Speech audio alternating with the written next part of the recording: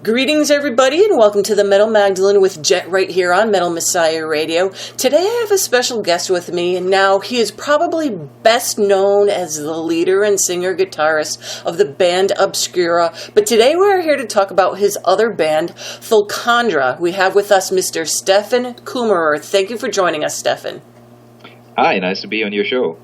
So, Steffen, before we get into the band, tell us a little bit about yourself. How old were you when you started getting interested in music, and what was your first instrument?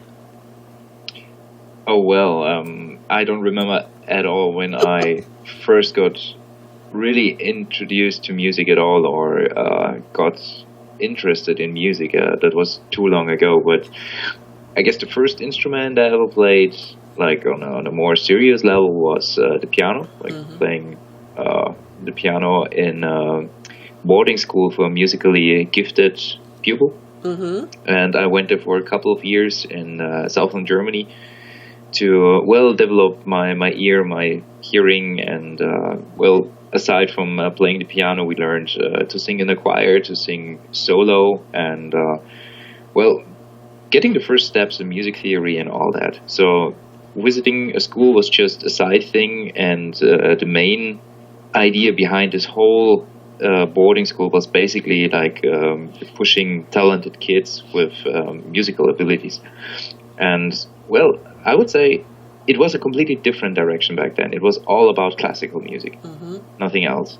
And I would say somewhere then it made a click, and I was totally into music. But when I was like a teenager, the guitars somehow introduced me into metal, and later on extreme metal, like death metal, black metal, and grindcore, and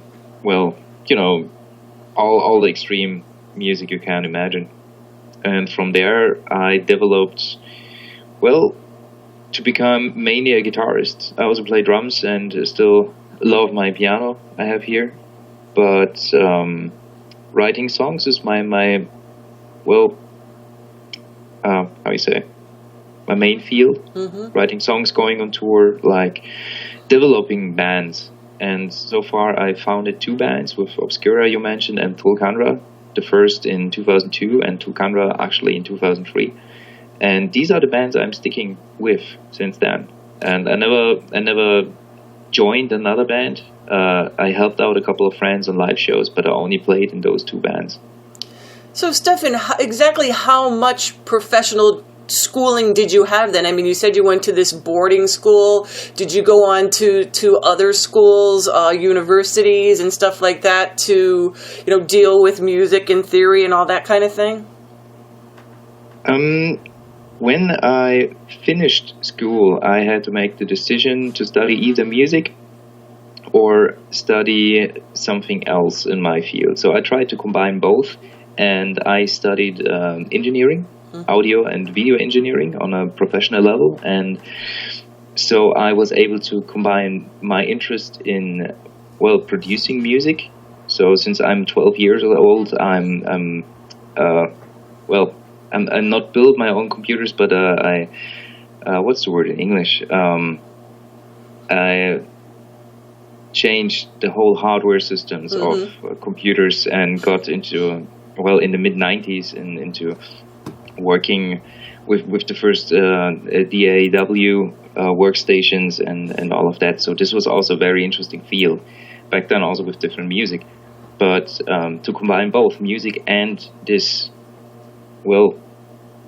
interest in technique and IT and also like producing led me in the end choose to study media engineering. I finished my bachelor and later on my master, and right now I'm an acoustic engineer. So all of that is influencing my music, and also the music is influencing how I produce. So somehow it's basically the same main field, but under the surface, a little bit different direction. So I'm more an engineer than only having music theory in mind. But within that, you can combine both. So Stefan, so when you have all this background and now you have, like, say, your instrument, are you constantly, like, tweaking your guitar to try to make it sound better or try to add things or anything like that? I would say a couple of years ago, I can tell myself that I found my sound. So before that, it was always a big journey to try out thousands of different guitars and amps and all the different techniques to play and to record and that. So I would say I found my direction and I try to get better in that direction. So I'm not changing my guitars all the time. Actually, I'm very loyal to all the manufacturers and all the brands I'm playing. But within that, I try to get better, developing like here and there a little bit. For example, I have 3 different guitars that are all with the same shape and mainly sound.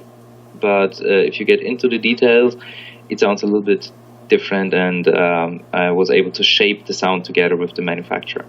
And this is what I try to do, like having my own identity, but still developing here and there details and getting better in, well, the small things.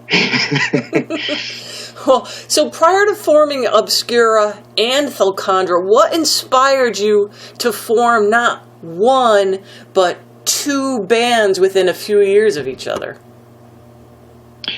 If you listen to the very first demo of Obscura, which is called Illegimitation, you might hear that both bands are the same at that point. So when we started the band in 2002, we have been teenagers that didn't know what they do at all.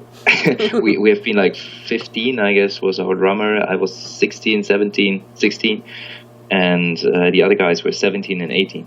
So all had different musical backgrounds, and we simply put everything on the table and tried to make songs that more or less please everyone in the band. And that was like a big mixture, like a band that didn't know their direction.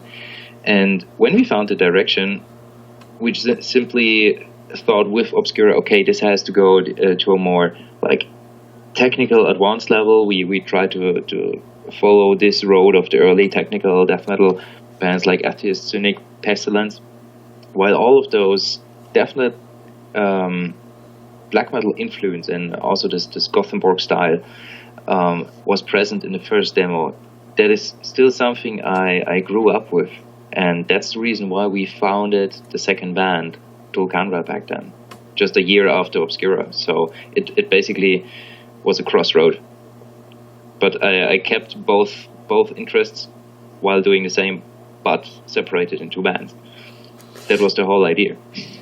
Well, there you go. You got the best of both worlds there. You'll be happy in both of them. And so you said what? You were like 15 or something when you started these bands up? I was 16. The drummer was 15. Okay. And so how did you go about getting members, other people to be in there? I mean, from school or... Well, we have a small but well-organized scene over here. I'm living in Landshut, which is an hour north of Munich, in southern Germany.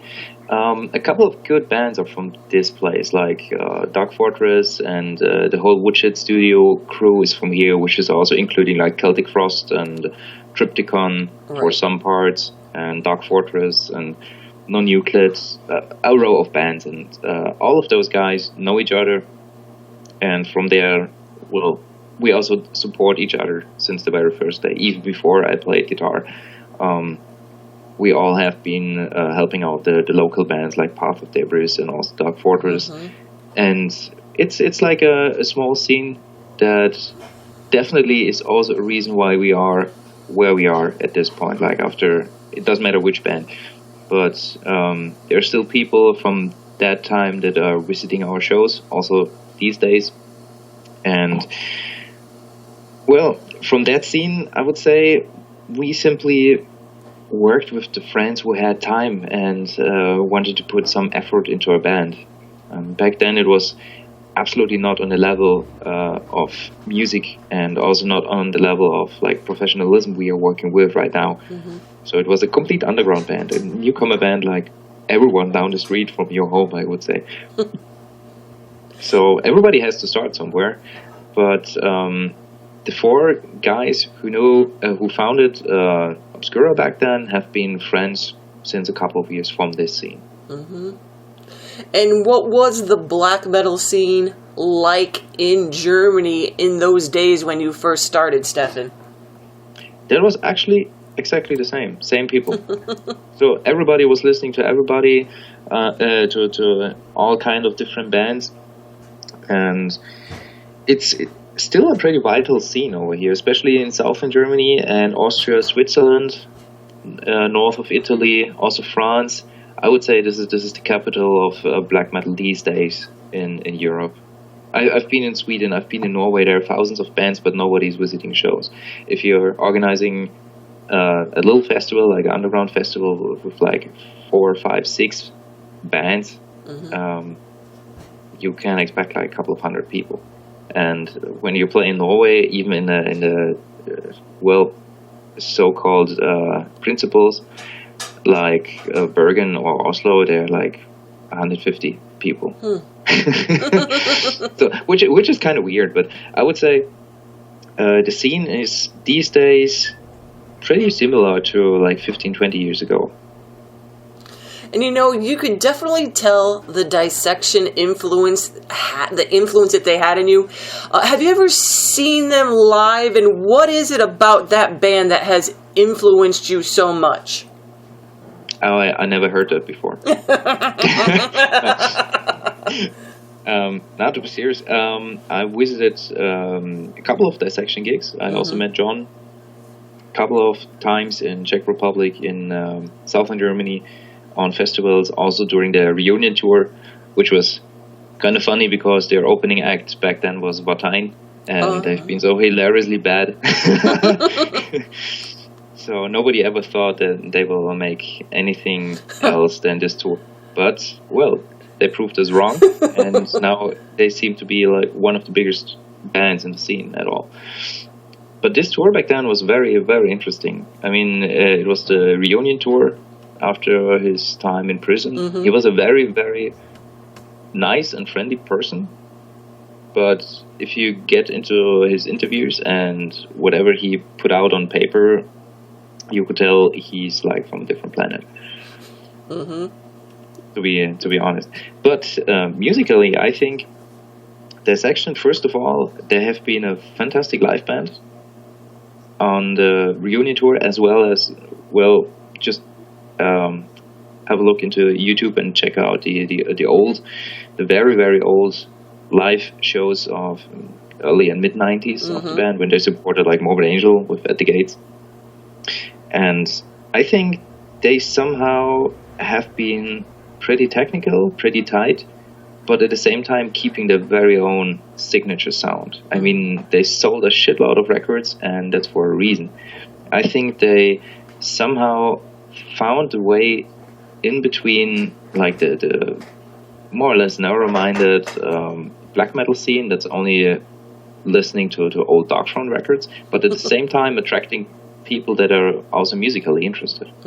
And at the same time, they wrote like 2 fantastic albums, aside from the demos, that are kind of timeless, in my opinion. They combined like twin guitars with old necro black metal feeling, but also have a very, very interesting hand for making interesting arrangements. Like, I mean, you have to attract a listener for like 8 to 9 minutes for a song, and they made it like flawless, which is very, very interesting. And they definitely have influence on my writing. It doesn't matter if it's Thulcandra or Obscura. I mean, there are also a couple of songs that are big time influenced by Dissection. Just Septuagint of Omnivium and Velocity and all that stuff is definitely influenced by Dissection and the work of John Nerdwhite, but also Mr. Svenslut, the second guitarist. So it was not only that guy, it was like a whole band making a very, very interesting album with Storm of Lightsbane, but also the Somberline back in the days. I was going to say, too, this month actually marks the 23rd anniversary of the release of the Somberline. which you did an awesome cover of the title track of that song. Now, why did you choose that particular song to cover, Steffen? I guess we all choose that song back then because we all thought, okay, this is one of the best songs they ever wrote, and one of the most memorable songs. Also, it was from the debut album, not from the more well-known Storm of the Lights band record. And now I know you talked a little bit about it a little while ago, but, I found it a little eerie how John had ended his life, and then Jürgen, who started the band with you, also suffered the same demise. Steffen, what are your thoughts on John Neudveit as an artist? I think he was a very good guitarist and musician, and he also made me think about the topics he started to talk about in his lyrics, like case theories, but I don't have the same opinion as he has. So, as I mentioned, I'm an engineer, I'm a physician, I'm absolutely into real life, so to say. I don't believe in anything. I'm an absolute atheist. I don't care about any religion. Doesn't matter if it's Christian or Christianity or Satanism. I don't simply care. This is simply bullshit, in my opinion. So that's where we definitely differ. But from an artistic side, I think he definitely made his mark on the map for also the next 20 or 30 years. Even with the more discussed Ray and Chaos record, I think the band made waves, and he is a frontman and artist. Well, made 3 timeless records, and I hope people will listen to the music in another 20 or 30 years as well. And Steffen, you guys kind of stopped the band for a little bit there, and then you restarted in 2008 after being on hold for like 3 years. Why did you want to come back after all that? That was actually a decision more out of gut feeling.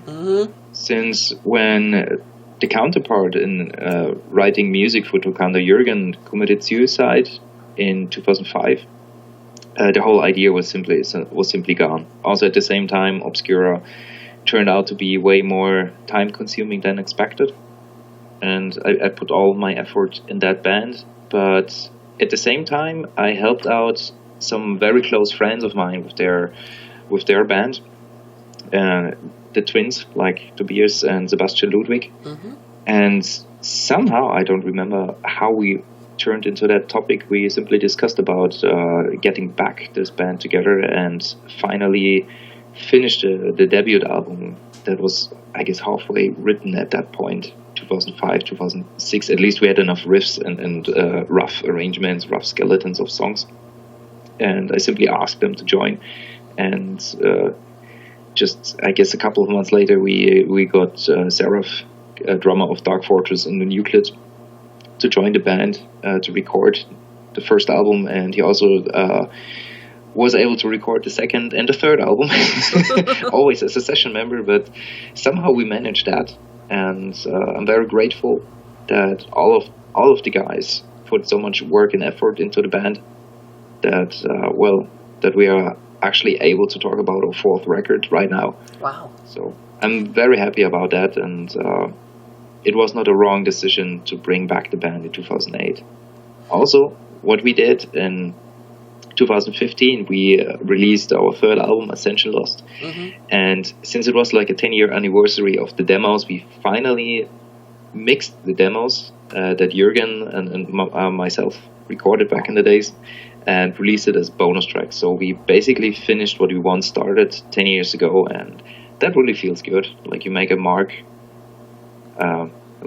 a cross, like it's done after something, and it's from the table, and that really felt very good. We didn't change the parts he played, although somewhere a couple of anything but tight, but the same counts for me. I mean, we've been total beginners back then, but to keep the feeling and everything as it was meant back in the days, we simply kept it as it was, and I'm very happy about that. And like you said, since your return, you've come out with 3 albums, and now you get us all excited telling us about a 4th album. Now, have you gotten any music written for that album yet? Actually, we're discussing about where we recorded. We already have 10 songs done. Oh, wowee. And we are about to hit the studio early next year. But right now, I don't know why we get bombarded with show offers like around the world. So right now we're discussing about festivals in Europe. Aside from a tour in Europe, we just got a offer for a Mexican tour last week. Right. We will probably do. And we also were supposed to do the United States, but entering the country is like a big clusterfuck these days. Mm-hmm. So, well, let's see. Anyway, we will record and produce our new album early next year, early 2017, which is pretty close, and look for a release by the end of 2017. So what could you tell us musically or lyrically about this album, or do we have to wait for all that? Musically, it's going to be more or less the opposite of Ascension Lost, where Ascension Lost was pretty much a rock and roll album, I would say. Like very, very straight songs with a lot of hooks. The stuff I wrote for the new record is very epic. So there are a couple of 10-minute songs and more acoustic guitars. And we also think about getting a couple of guest musicians for like real choirs, like people we know, people that are also producing here and there, like well-known bands. And we try to settle all of this. And I'm really hyped on the album so far. It's more heavy metal. I'm not sure if you're familiar with a band like Grand Magus from Sweden, and that's one of the bands somehow I really turned into during the last, I would say, 2 or 3 years. And this definitely, if you listen to the new album, you will hear that was influence for sure. See, I was just going to ask you that question. I was going to be like, is there anything that influenced you on this album? So now we're super looking forward to that too, coming out sometime next year.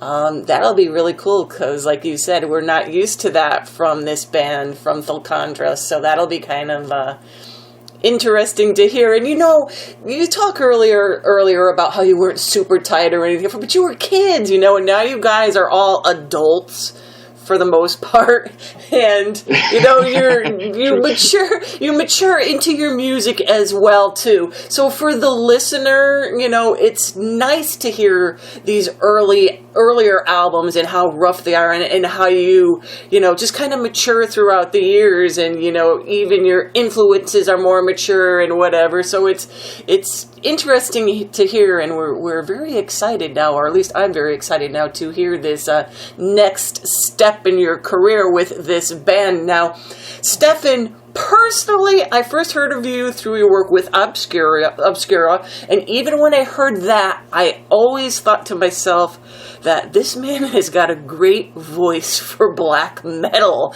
or this dark death metal stuff. Now, being the vocalist for both bands, do you do anything differently when singing from one band to the other? Actually not. No, this is my voice, and I don't want to play a role or something. I just do what I like, and the same goes for Obscura. But in Thulcandra there are no death growls or something. Right. There's just that wouldn't fit at all. No. But I was going to say it doesn't really change much between the two. But for me personally, I think it's very dark black metal-y sound. Of course, I love it with Obscura, and I think that's what makes Obscura kind of stand out a little bit, is your vocals as well, So how much touring do you get to do with Thulcandra? So far, or in the future? Both. Well, since we had in the past we had with Seraph, the guy from Dark Fortress, and the Nucleate, we had a session drummer, which was actually living in the Netherlands, which is like 1,000 kilometers, like 700-800 miles from our place. So we were not able to do many shows, but we did a tour with Hellsaw. We did a tour with Abigail Williams. We did 2 years ago. We did that was a very interesting thing. A Dissection tribute gig in Stockholm. Wow. In the hometown of Dissection. It was completely sold out. Wow. So what was that like for you? Tell us about that one a little bit. That was actually pretty interesting, because there were a lot of people from bands I was really looking up to when I was a teenager, and to be honest, I'm still looking up to, like Gates of Ishtar, Winterland, and also the guy from the singer of Nagelfar, Jens Rüden, was there, and that was really special. We didn't know what we expect, so just see it from our perspective. There's a German band coming to Sweden, show the Swedes how to play Swedish death metal. So that's why I was asking. I'm like, what were like crowd reactions when you guys were up there on stage? Because like there's such that heavy dissection influence in your music. I mean, were they excited or were they offended, Steffen?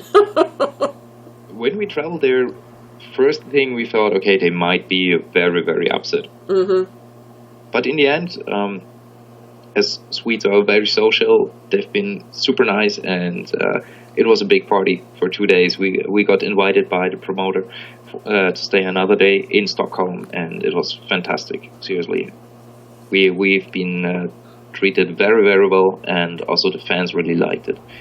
And I also hear that Zed Titan, the guy is now playing in Valtine and did the reunion tours, was there, but I haven't met him there. I mean, I met him at the reunion tours and on some other occasions, but not at this show.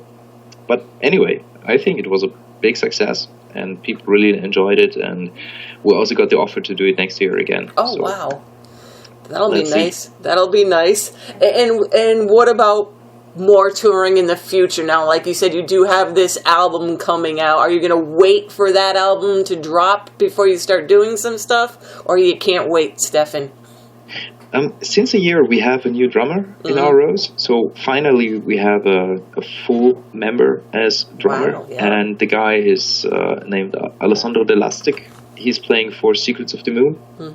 Wraith Cult, he played for Nagaroth. He played for Grabak, 1,000 other bands. And he's now real part of the band. And now we can rehearse regularly, once a week. And we are also able to take on tours. So right now, we are also, as I mentioned, discussing like Mexico. We are discussing many festivals in Europe, and also try finally to make it to Maryland Death Fest, which was planned for last year already, but we couldn't make it. Due to visa issues. I was going to say you better start putting your papers in now then for that. Yeah, it's not that easy. I know. It's expensive too, and I know it's everybody has trouble getting in here. It's nothing I can do about it. But it's not just here. Canada too. A lot of people are having. It's just North America, I guess. Well, for Europeans, it's only the United States. In Canada, we don't need visas. In Mexico, we don't need visas. Wow. Nowhere. Only the United States, and there it's like $1,000 per head. Well, maybe the new president will help you out. I don't know what to tell you, Steffen. Nobody knows, but something tells me that it gets worse. I hope not. We won't worry about it just yet. Yeah, let's see what happens when it's here. So okay, so Steffen, what are your thoughts on like black metal and its artists today? I think black metal evolved from being a complete underground scene, which music was only listened by a very, very small amount of people, into something that's already established art. I mean, there are hipster black metal dudes out there who are wearing Burzum t-shirts on porn movies and whatever. I think it's a very, very weird hipster style these days. But they are still the same people I know from back in the days who never changed at the same time. So I think right now the scene is pretty big, but who will be there in 10 or 15 years will show you what the real scene is, I think. It's kind of a hype for the moment, and it has been for the last 10 years, but I think it might be gone in the next couple of years. There's still a couple of bands that evolved from being like total weird demo bands into something really artistic. For example, Solstafir, Enslaved, and Emperor, or now Ishan, as a solo artist, which is also kind of interesting. But I'm not sure if this is real, the black metal scene you and we are talking about right now. Mm-hmm. Well, it almost seems like over the years, what's labeled as black metal, at least, has evolved into a totally different animal than from, like you were saying, the early years of it being only underground for the most part. And even when it first started to come out and be more accessible to people, it still had that truer sound to it, and then it just started to, I don't know, morph into whatever it is, another subgenre or whatever you want to call it.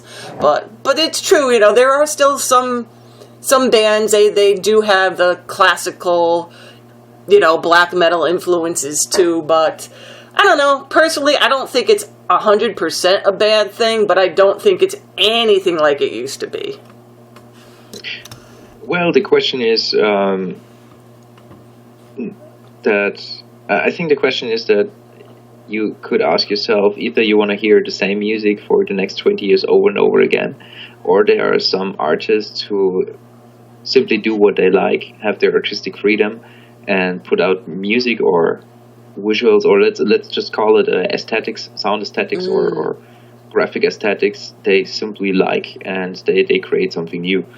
And I think to keep the balance somewhere, that might be important. So right now, it's more that the new wave of like weirdo, hipster, muesli, black metal people are more established than like the underground, sure, old school people. But at the same time, I mean, every band, every artist has their right to do what they like and put it out on, these days, the internet, or on CDs, whatever. I mean, the response is what makes those people driving into making new music or not.